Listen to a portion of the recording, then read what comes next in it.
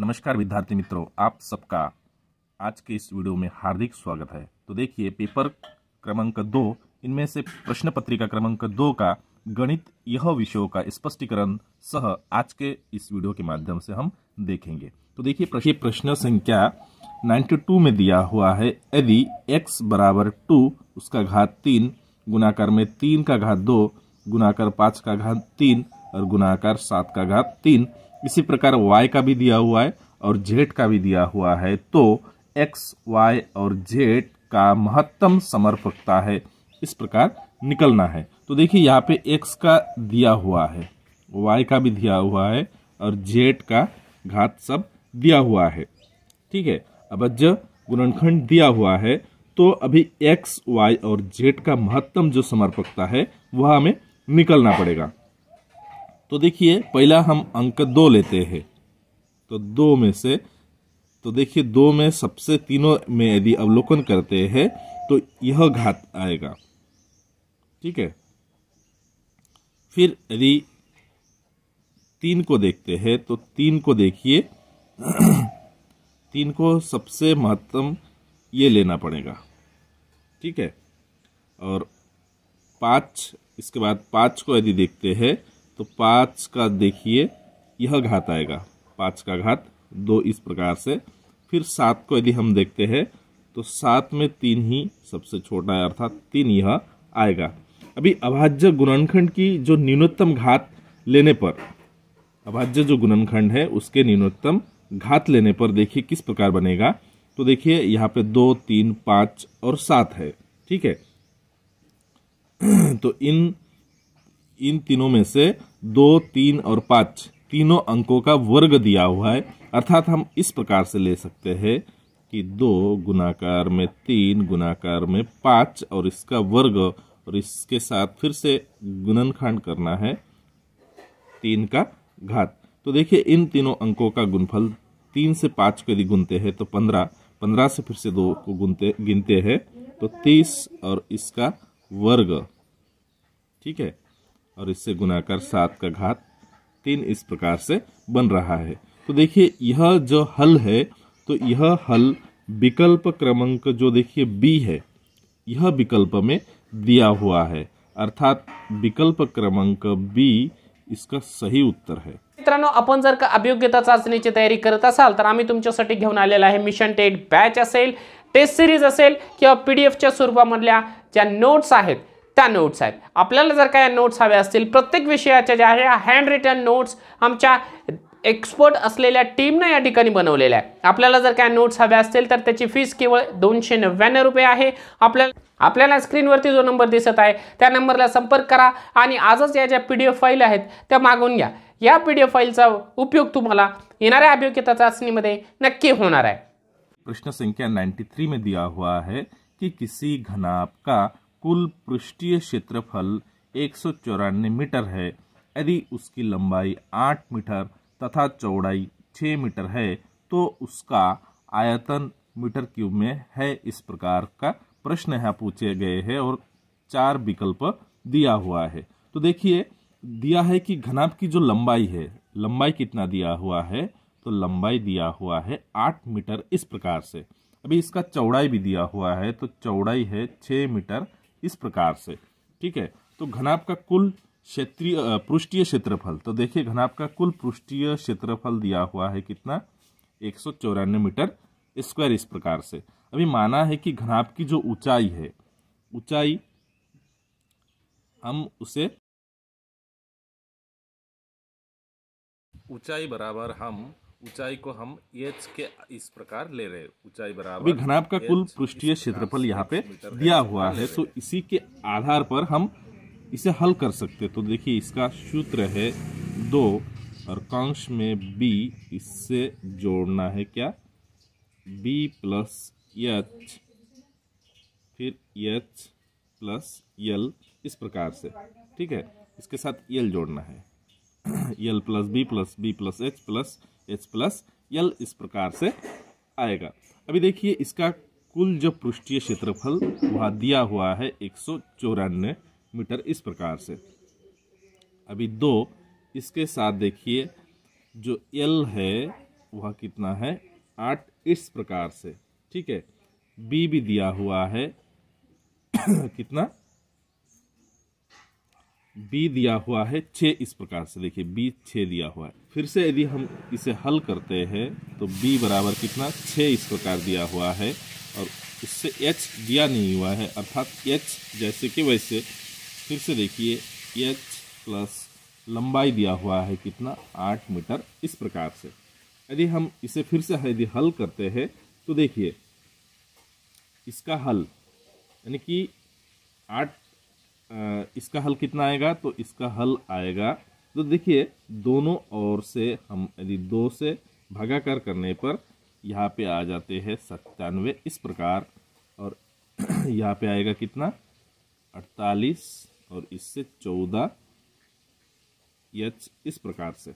ठीक है, फिर हमें h का जो मान है वह ज्ञात करना पड़ेगा। तो h बराबर 49 और छेद में कितना 14 इस प्रकार से आएगा। देखिए ठीक है, क्योंकि यहाँ पे ये अधिक है इसे घटा लिए है, 97 से 48 घटे तो बचे कितना 49, 14 यहाँ पे गुणाकार है इस पार ले गए तो भागाकार इस पार बने हैं। क्योंकि देखिए यहाँ पे जो जगह है उसकी कमी है, इसीलिए हम इसे शॉर्ट में करने की कोशिश कर रहे हैं। और देखिए हमें जो परीक्षा है उसमें जल्दी से जल्दी इसे हल करना चाहिए, क्योंकि हमारे पास जो समय है वह बहुत कम ही समय बचते हैं, इसलिए हमें शॉर्ट में करना पड़ता है। तो देखिए 14 से 49 को फिर से यदि हम भागते हैं तो देखिए इससे 7 से जा रहा है, 7 से कितना बार जा रहा है 7 बार, और 14 को जा रहा है 2 बार। अर्थात घनाभ का जो आयतन है घनाभ का आयतन का सूत्र है L, इसके साथ B और H तीनों का गुणाकार होते हैं। तो देखिए हमारे पास लंबाई दिया था कितना 8, B कितना है तो B है 6 और जो H है वो हमारे पास कितना है 7 और बटा 2 इस प्रकार से। यदि फिर से हम इसे हल करते 2 से, देखिए इससे 3 बार जाते हैं, तीनों अंकों को यदि हम गिनते हैं तो इसका जो अंतिम हल है 168 इस प्रकार से आ रहा है। तो 168 मीटर क्यूब इस प्रकार होगा। तो देखिए 168 मीटर क्यूब, जो कि देखिए विकल्प क्रमांक जो डी है यह विकल्प में दिया हुआ है, अर्थात विकल्प क्रमांक डी इसका सही उत्तर है। प्रश्न संख्या 94 में दिया हुआ है किसी समलंब का क्षेत्रफल 105 सेमी स्क्वायर है, उसका शीर्ष लंब 7 सेमी है। यदि समांतर भुजाओं में से एक भुजा दूसरी से 6 सेमी अधिक लंबी है तो लंबी भुजा की लंबाई सेमी में है। इस प्रकार से यह प्रश्न पूछे गए हैं। तो देखिए दिया है कि समलंब का क्षेत्रफल कितना है, तो देखिए क्षेत्रफल दिया हुआ है 105 सेमी वर्ग, तथा शीर्ष लंब दिया हुआ है तो शीर्ष लंब है कितना 7 सेमी इस प्रकार से। तो माना समांतर भुजाओं में से एक भुजा, मान के चलिए एक भुजा बराबर क्या है x है, इस प्रकार से हम मान के चलते हैं। तो यदि एक भुजा यदि x बनता है तो दूसरी भुजा 6 सेमी अधिक है, अर्थात दूसरी जो भुजा है वह x प्लस कितना होगा 6 इस प्रकार से बनेगा। तो देखिए दूसरी भुजा की लंबाई x प्लस 6 सेमी। अभी समलंब का क्षेत्रफल बराबर, तो उसका क्षेत्रफल है देखिए 1/2 और समांतर भुजाओं का योग, समांतर भुजाओं का योग, ठीक है, और इससे गुणाकार करना पड़ेगा उनके बीच की दूरी, उनके बीच की दूरी यानी कि जिसे शीर्ष लंब कहते हैं, शीर्ष लंब, ठीक है, शीर्ष लंब जिसे कहते हैं। अभी देखिए यहां पे जो समलंब का क्षेत्रफल दिया हुआ है कितना 105, अर्थात हम यहाँ पे 105 ले सकते हैं और इसके साथ हल करना पड़ेगा।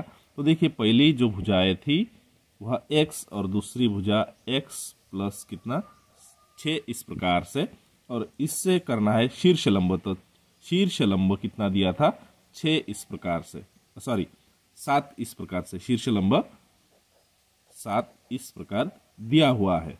तो देखिए फिर से यदि हम हल करते हैं तो 7 यहाँ पे गुणाकार है, उस पर गए तो भागाकार बन जाएगा। ठीक है अभी x प्लस एक्स 2x, ठीक है, तो 2x और 2 यहाँ पे भागाकार है, उस पर गए तो गुणाकार में आ जाएगा। तो देखिए फिर से यदि हम हल करते हैं तो 105 और इससे गुणाकार करना है 2, क्योंकि 2 यहाँ पे भागाकार था, यहाँ पे गुणाकार में आएगा, और 7 गुणाकार में था तो नीचे चला आएगा, और उस पार 2x, क्योंकि दोनों x को मिला के 2x, और इससे जोड़ना है कितना, 6 इस प्रकार से। यदि इसे हम हल करते हैं तो यहाँ पे आ रहा कितना, 30 इस प्रकार से, बराबर 2x प्लस कितना, 6। फिर से हमें इसे हल करना है। देखिए 6 यहाँ पे प्लस है, उस पार लेके गए तो माइनस, और 2 गुणाकार है, भागाकार में आ जाएगा, अर्थात 2x बराबर कितना, 30 से 6 घटे अर्थात 24 आ जाएगा। तो x का जो कीमत है तो देखिए 24 और नीचे में 2, अर्थात कितना, 12 सेमी इस प्रकार से आ रहा है। अभी अंत लंब भुजाई की माप हमें ज्ञात करना पड़ेगा। तो लंब भुजा की माप बराबर 12 सेमी, और इससे जोड़ना है कितना, से इसे जोड़ना है, अर्थात 18 सेमी इस प्रकार से अंतिम हल आएगा। तो देखिए 18 सेमी यह विकल्प क्रमांक जो बी है इसमें दिया हुआ है, अर्थात विकल्प क्रमांक बी इसका सही उत्तर होगा। 95 में दिया है कि x का वह मान जो समीकरण 10 और कौंस के अंदर है x, उससे जोड़ना है 6, फिर से जोड़ना है 8, कौंस के अंदर है x minus 3 equal to 5x minus 4 को संतुष्टि करता है, वह निम्न समीकरण को भी संतुष्टि करता है। इस प्रकार का यह प्रश्न पूछे गए हैं। तो देखिए हम इसे हल करते हैं। तो 10 के साथ यह दोनों अंक गुणाकार है, तो 10 के साथ यदि हम x को यदि गुणाकार करते हैं तो हमारे पास 10x इस प्रकार आ रहा है, और फिर से यदि 10 से हम 6 को गुणाकार करते हैं तो 60 इस प्रकार बन रहा है, और इससे जोड़ना है। देखिए 8 के साथ x को गुणाकार किए तो 8x माइनस 24 इस प्रकार से बन रहा है, क्योंकि 8 से 3 को हमें गुणाकार करना है। फिर से यदि हम इसे हल करते हैं तो देखिए 5 से 5 को यदि गुणाकार करते हैं तो 25x और माइनस कितना बन रहा है, 20 इस प्रकार, बराबर के उस पार। अभी देखिए 10x और 8x बने कितना, 18x और 60 में से 24 को यदि हम घटा देते हैं तो देखिए 60 में से यदि 24 गए तो बचे कितना, तो बचे है 36 इस प्रकार से, और बराबर के उस पर 25x माइनस 20 इस प्रकार से। अभी देखिए 18x को उस पार ले लेते हैं और 20 को इस पार ले लेते हैं, तो देखिए क्या बन रहा है, तो 36 इससे जोड़ना है 20, और 25x में से घटाना है कितना, 18x इस प्रकार से घटाना है। ठीक है, फिर से यदि हम इसे हल करते हैं तो देखिए 36 और 20 बन रहा है कितना, तो 36 और 20 बन रहा है 56 इस प्रकार, और 25x में 18x चला गया, बचता कितना, 7x। अभी हमें x का कीमत निकालना है, तो x बराबर 56 और 7 से इसे भाग देना है। 7 से यदि 56 को हम डिवाइड करते हैं तो इसका हल आ रहा है कितना, 8 इस प्रकार से। अभी x का मान विकल्प क्रमांक 1 में रखने पर, मान के चले हम विकल्प क्रमांक 1 में हम रखते हैं 8 का मान, तो किस प्रकार बनेगा, देखिए 5 8 माइनस 5 बराबर 2, x माइनस 3 और प्लस कितना, 5 इस प्रकार से बन रहा। तो देखिए यह हल करने पर बन रहा है कितना, 15, और इस पर हल करने पर बन रहा है कितना, 10 और 5 यानी कि 15 इस प्रकार से। ठीक है, 15 इस प्रकार से। फिर से यदि हम हल करते हैं तो देखिए दोनों और 15 और 15 बराबर है, यानी कि यह सत्य है। तो विकल्प क्रमांक जो 1 है वह सत्य माना जाएगा, अर्थात विकल्प क्रमांक जो 1 है यह इसका सही उत्तर है। संख्या 96 में दिया हुआ है कि 11x minus 16y plus 7a प्राप्त करने के लिए 5y minus 13x minus 8a में से क्या घटाना है। ठीक है, और यहाँ पे 4 विकल्प दिया हुआ है। तो मान के चलते हैं हम यह समीकरण में से p को घटाते हैं। कौन सा अंक लेते हैं? p को घटाते हैं। तो यदि p को हम इन समीकरणों में से घटाए तो देखिए किस प्रकार होगा। तो 5y माइनस 13x माइनस कितना 8 ये, और इससे घटाना है p इस प्रकार से। ठीक है, और बराबर के उस पार 11x माइनस 16y प्लस 7 ये इस प्रकार से। यदि फिर से हम इसे हल करते हैं तो देखिए p यहाँ पे माइनस है, उस पार लेके जाते हैं तो यह क्या बनेगा? प्लस बन जाएगा। और देखिए इन अंकों को यदि हम इस पार ले आते हैं तो किस प्रकार बनेगा? देखिए 5y माइनस 13x माइनस 8 ये, इन अंकों को हम इस पार ले आते हैं, यानी कि सभी का चिन्ह में बदल होगा। जो धन है वह ऋण बन जाएगा और जो ऋण है वह धन बन जाएगा, इस प्रकार से होगा। तो देखिए माइनस 7 ये इस प्रकार बनेगा। फिर से यदि हम हल करते हैं तो देखिए यह प्लस 5y और यह प्लस 16y, अर्थात कितना बनेगा?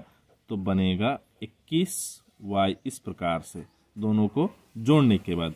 अभी यह माइनस 13x और माइनस 11x, अर्थात यह बनेगा माइनस 24x इस प्रकार से, और माइनस 8a माइनस 7a, अर्थात यह बनेगा माइनस 15 ये इस प्रकार से। तो देखिए यह जो हल है, यह हल विकल्प क्रमांक देखिए जो 4 है, 21y माइनस 24x माइनस 15 ये, यह विकल्प में दिया हुआ है, अर्थात विकल्प क्रमांक 4 इसका सही उत्तर है। प्रश्न संख्या 97 में दिया हुआ है कि गणित के संदर्भ में ग्रामीण क्षेत्र से विद्यालय में आने वाले बच्चे के लिए निम्न में से कौन सा कथन सही है, इस प्रकार से प्रश्न पूछे गए हैं। और यहाँ पे 4 विकल्प दिया हुआ है। तो विकल्प क्रमांक 1 में दिया हुआ है उनकी गणित में संचारण निपुणता निकृष्ट है। दूसरा में उन्हें विधिवत गणित सिखाने की कोई आवश्यकता नहीं है क्योंकि वह उनके काम नहीं आएगा। उसके बाद देखिए इनके पास मौखिक गणितीय परंपरा और ज्ञान की प्रचुरता है। और चौथा विकल्प में उन्हें गणित का कोई ज्ञान नहीं है। इस प्रकार का विकल्प 4 विकल्प दिया हुआ है।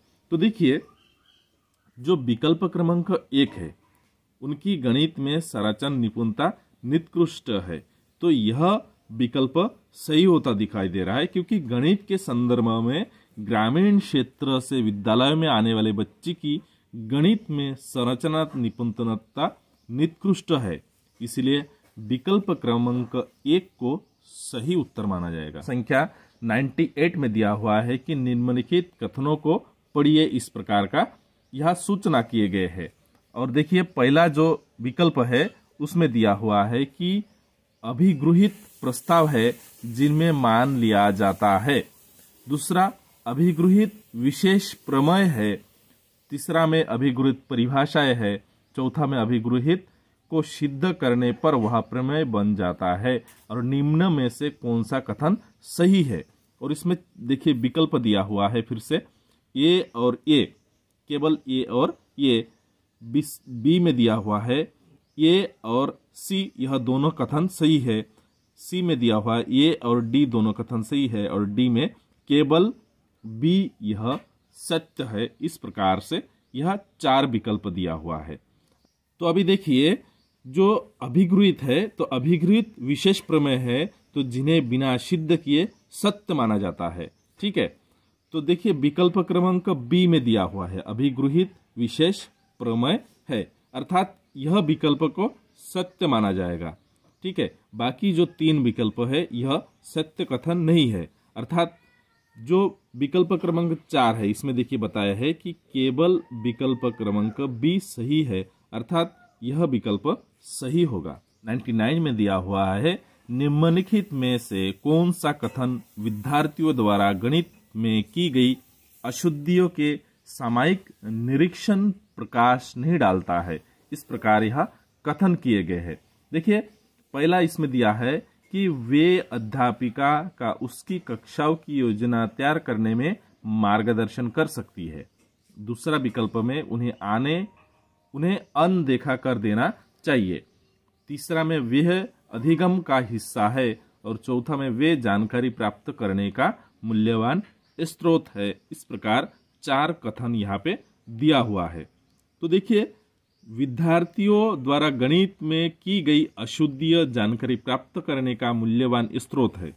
यह कथन सामयिक निरीक्षण पर प्रकाश नहीं डालता है। अर्थात जो विकल्प क्रमांक देखिए 4 है वे जानकारी प्राप्त करने का मूल्यवान स्रोत है, तो यह विकल्प सही होता हुआ दिखाई दे रहा है। अर्थात विकल्प क्रमांक जो 4 है यह सत्य विकल्प है। प्रश्न संख्या 100 में दिया हुआ है निम्नलिखित कथनों में से गणित के संदर्भ में कौन सा सही है, और यह 4 कथन दिया हुआ है, 3 कथन है। गणित एक उपकरण है, गणित एक प्रकार की कला है, गणित एक भाषा है, इस प्रकार। और यहाँ पे 4 विकल्प दिया हुआ है। तो देखिए गणित जो है गणित एक उपकरण है, गणित एक प्रकार की कला है तथा गणित एक भाषा है। यह तीनों कथन सही है। अर्थात तीनों जो कथन है सही है, और तीनों कथनों को सही विकल्प क्रमांक देखिए ए, बी और सी, ये इस विकल्प में दिया हुआ है। अर्थात विकल्प क्रमांक जो ए है इसका सही उत्तर है। प्रश्न संख्या 101 में दिया हुआ है कि 17y और इससे गुणाकार करना है 6 बराबर 3 तब y का मान है, इस प्रकार। और यहाँ पे 4 विकल्प दिया हुआ है। तो अभी देखिए यदि हम विकल्प क्रमांक ए लेते हैं, y का मान के चलिए 6 है, तो y का मान कितना, y बराबर 6 तब, तो देखिए 7 और यहाँ पे गुणाकार में आएगा 6 और गुणाकार में 6, ठीक है। तो गुणाकार करने पर देखिए 36 का 6, हाथ में बचा है 3, फिर से यदि हम गिनते हैं तो यहाँ पे देखिए 5 आएगा और यहाँ पे 4, इस प्रकार बन रहा है। तो विकल्प क्रमांक 2 से यदि y का मान यदि हम 4 लेते हैं तो देखिए यह अलग अलग अंक है, अर्थात विकल्प क्रमांक ए का मान सही नहीं है। तो यदि हम विकल्प क्रमांक 4 लेके देखते हैं तो y का मान आप कितना लिया है 4, इस प्रकार से। तो 7 फिर से उसी प्रकार हल करते हैं और यहाँ पे कितना 6, इस प्रकार से गुणाकार करने पर। तो देखिए 6 और 4 को गुणा करने पर 24 इस प्रकार बन रहा है, हाथ में बचे हैं 2, और 7 से फिर से यदि गुणाकार करें और 2 को यदि जोड़े तो 44 बन रहा है। यानी कि देखिए 4 यह अंक लेने पर सही उत्तर आ रहा है। अर्थात विकल्प क्रमांक जो 2 है इसका सही विकल्प अर्थात सही उत्तर है। संख्या 102 में दिया है 700 मीटर क्षेत्रफल के एक आयताकार टैंक को भरने के लिए 140 मीटर क्यूब पानी की आवश्यकता है। टैंक में पानी की स्तर की ऊंचाई क्या होगी?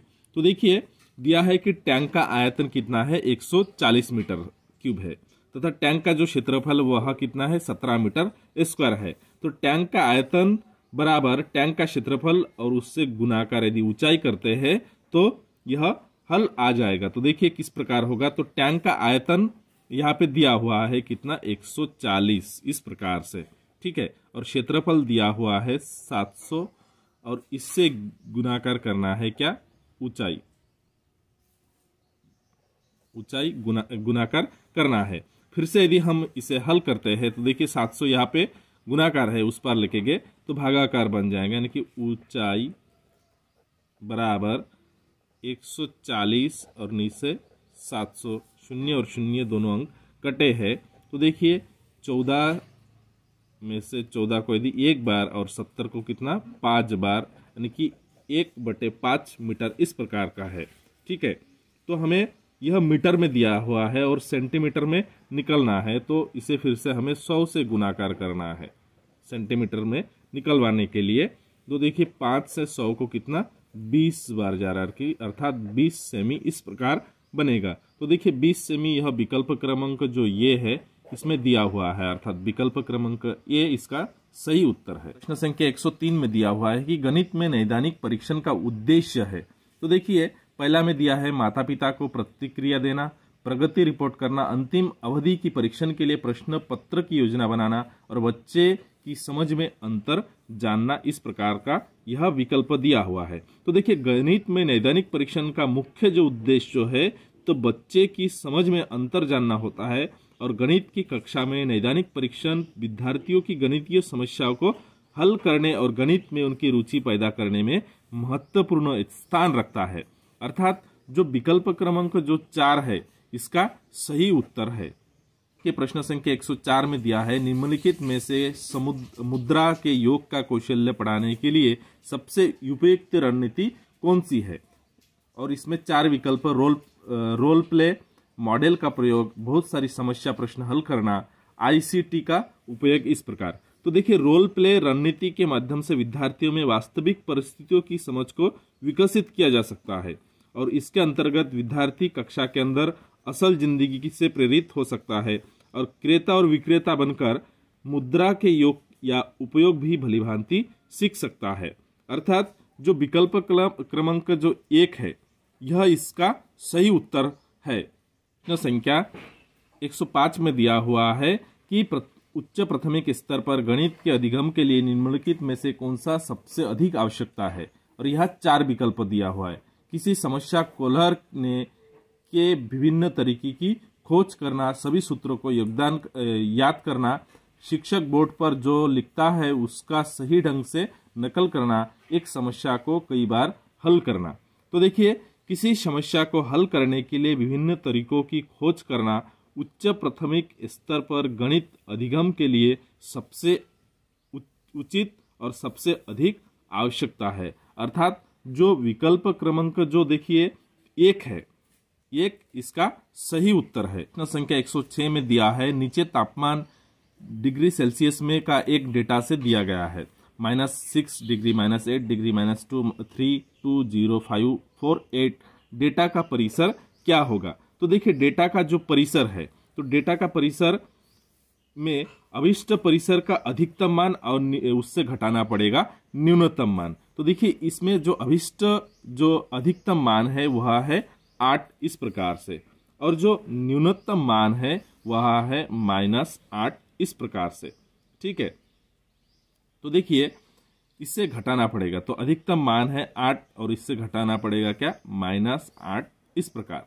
तो अभी फिर से यदि हल करते हैं तो 8, तो देखिए यह कौंस का अर्थ होता है गुणाकार, तो माइनस और माइनस यदि गुणाकार करते हैं तो यह आ जाएगा प्लस में, यानी कि जो मान है वह बन रहा है कितना 16 डिग्री सेल्सियस इस प्रकार से। तो देखिए 16 डिग्री सेल्सियस जो कि विकल्प क्रमांक ए में दिया हुआ है, अर्थात विकल्प क्रमांक ये इसका सही उत्तर है। कि 107 में दिया हुआ है रूट के अंदर 91 प्लस फिर से अंदर एक रूट दिया हुआ है 70, उससे जोड़ना है रूट 121 का मान है। तो देखिए 121 है यह कितना 11 का वर्ग है, अर्थात हम इसे यदि हल करते हैं तो रूट 91 इससे जोड़ना है रूट 70 और 11 का जो 121 का जो वर्गमूल है वह है कितना 11, यानी कि यह रूट के अंदर आ गया है। अभी 70 और 11 यदि इसे हम जोड़ते हैं तो कितना बन रहा है, तो 91 और प्लस रूट के अंदर 81 इस प्रकार से। तो 81 का जो वर्गमूल है वह है 9, अर्थात नीचे देखिए 91 प्लस कितना 9 इस प्रकार बन रहा है। फिर से यदि हम इसे हल करते हैं दोनों अंकों को जोड़ने पर 100 इस प्रकार आ रहा है। तो 100 का जो वर्गमूल है वह कितना है 10, जो कि विकल्प क्रमांक ए में दिया हुआ है, अर्थात विकल्प क्रमांक ए इसका सही उत्तर है। संख्या 108 में दिया हुआ है एक बैठक में सदस्यों में से 4 और छेद में है 25 महिलाएं थी, वह सदस्य कितना प्रतिशत था इस प्रकार। अभी मान के चलिए वह 1% था, तो 4 4 और यह कितना है 25। तो दोनों अंकों को हम x प्रतिशत, क्या प्रतिशत मानते हैं, x प्रतिशत मानते हैं। सॉरी, यहाँ पे ये 4 25 में से 4 यानी कि x प्रतिशत मानते हैं। तो अभी फिर से यदि हम इसे हल करते हैं तो देखिए 4x और इससे 25, तो प्रतिशत जो है 100 में से निकलते हैं। फिर से यदि इसे हम हल करते हैं तो देखिए 25 से 100 को कितना बार जा रहा है, 4 बार जा रहा है, यानी कि x का जो वैल्यू है 4 और उससे गिनना है फिर से 4, x बराबर कितना 16%। इस प्रकार से तो देखिए 16% जो है विकल्प क्रमांक बी में दिया हुआ है, अर्थात विकल्प क्रमांक बी इसका सही उत्तर है। उसके बाद देखिए प्रश्न संख्या 109 में दिया है निम्नलिखित 3D आकृतियों में से किसमें शीर्ष नहीं होता है। तो देखिए पहला इसमें दिया हुआ है प्रिज्म। तो देखिए प्रिज्म में शीर्ष होता है, शंकु इसमें भी शीर्ष होता है, परंतु जो गोला है, गोला में 3D आकृतियों में गोला में शीर्ष नहीं होता है, अर्थात यह नहीं आएगा। और पिरामिड में भी शीर्ष होता है, अर्थात विकल्प क्रमांक जो सी है यह इसका उत्तर होगा। संख्या 110 में दिया है एक तालाब में बतख और मेंढक क्रमश 37 और 39 के अनुपात में है। यदि तालाब में बतखों और मेंढकों की औसत संख्या 152 है तो तालाब में कितना मेंढक है, इस प्रकार यह प्रश्न पूछे गए। तो मान के चलिए, माना बतख और मेंढकों की संख्या क्रमश 37x है, कितना 37x और कितना 39x इस प्रकार से है। यदि इसे हम हल करते हैं तो देखिए 37x प्लस 39x और इनका औसत पूछे गए हैं 2, तो इससे कितना आएगा 152 इस प्रकार से। यदि फिर से यदि हम इसे हल करते हैं तो देखिए x बराबर 152 और गुणाकार में 2 और दोनों अंकों को यदि हम जोड़ते हैं तो 76 बन रहा है।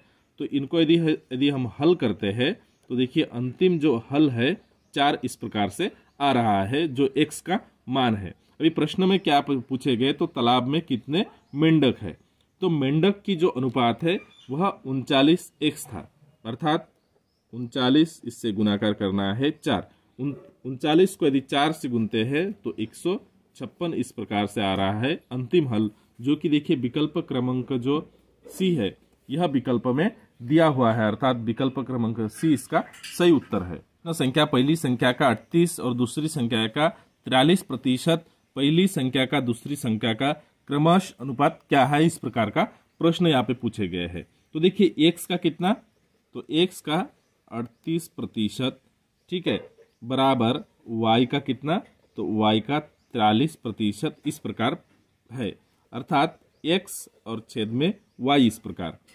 तो फिर से यदि इसे हम हल करते हैं तो 43 कितना बन रहा है, तो 43:38 इस प्रकार से बन रहा है। तो 43:38 जो कि देखिए विकल्प क्रमांक जो सी है यह विकल्प में दिया हुआ है, अर्थात विकल्प क्रमांक सी इसका उत्तर होगा।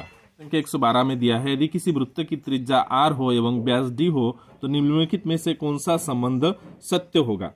तो देखिए वृत्त का व्यास बराबर वृत्त का व्यास अर्थात d बराबर, तो वृत्त का d बराबर 2 गुणाकार में वृत्त की त्रिज्या होती है, वृत्त की क्या होती है r, त्रिज्या का अर्थात क्या होता है r, अर्थात d = 2r इस प्रकार बनेगा। तो d = 2r, तो देखिए d = 2r जो कि विकल्प क्रमांक देखिए 2r = d इस प्रकार है, अर्थात विकल्प क्रमांक डी सी यह सत्य होगा। संख्या 113 में दिया है यदि त्रिभुज की भुजाएं 5 सेमी, 8 सेमी और 13 सेमी तो त्रिभुज होगा। तो देखिए यहाँ पे 3 भुजाएं दिया हुआ है त्रिभुज के और इसका माप दिया हुआ है, कितना क्रमश 5 सेमी, 8 सेमी बराबर कितना 13 सेमी। तो जबकि त्रिभुज की किन्हीं 2 भुजाओं का योग तीसरी भुजाओं से अधिक होता है, ठीक है, तो यह 5 सेमी और 8 सेमी अर्थात कितना 13 बराबर 13 बन रहा है, यानी कि समान बन रहा है, अर्थात यह त्रिभुज बनना संभव नहीं है। इसीलिए विकल्प क्रमांक 2 जो देखिए 4 है, त्रिभुज संभव नहीं है, तो यह विकल्प इसका सही उत्तर होगा। तो देखिए संलग्न चित्र में एबीसी एक समलंब चतुर्भुज है जिनमें एबीसी और डीसी यह पैरेलल दिया हुआ है, ठीक है। तो यदि हम इसे सॉल्व करते हैं तो देखिए हमें पता है जब यह पैरेलल है तो ये कोण ए और प्लस कोण कौन सा, तो कोण डी बराबर कितना होगा 180 अंश। अभी देखिए ए का माप दिया हुआ है, ए का माप कितना है, कोण ए का माप है 55 अंश और कोण डी बराबर 180। यदि फिर से हम यदि हल करते हैं तो कोण डी बराबर 180 से 55 को घटाना पड़ेगा, तो 180 से 55 को यदि हम घटाते हैं तो 100 कितना बन रहा है 25 अंश। इस प्रकार से बन रहा है डी का माप। अभी बी और सी कौन सा, बी प्लस कोण सी बराबर कितना बन रहा है 180 अंश। अभी कोण बी कितना दिया हुआ है तो 70 अंश, कोण सी हमें ज्ञात करना है 180, ठीक है। यानी कि कोण सी का माप 180 में से 70 को घटाए तो 110 अंश इस प्रकार से आ रहा है। तो देखिए कोण जो डी है 125 और जो सी है वह 110। तो देखिए विकल्प क्रमांक जो सी है यह विकल्प में दिया हुआ है, सी 110 और डी कितना 125, अर्थात विकल्प क्रमांक सी इसका सही उत्तर है। प्रश्न संख्या 115 में दिया है 2√3 सेमी भुजा वाले समशिष्ट भुज का क्षेत्रफल होगा।